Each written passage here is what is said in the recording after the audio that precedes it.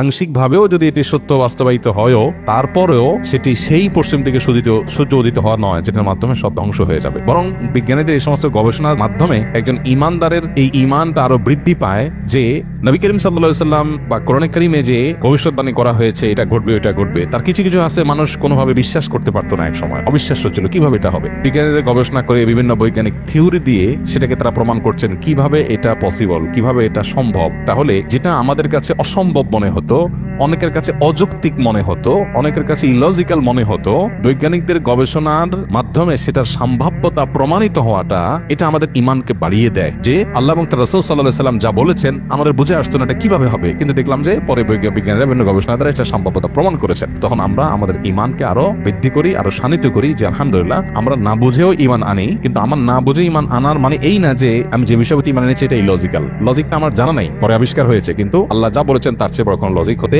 পারে না। সেটা আমার এখন বুঝে আসুক আর না আসুক।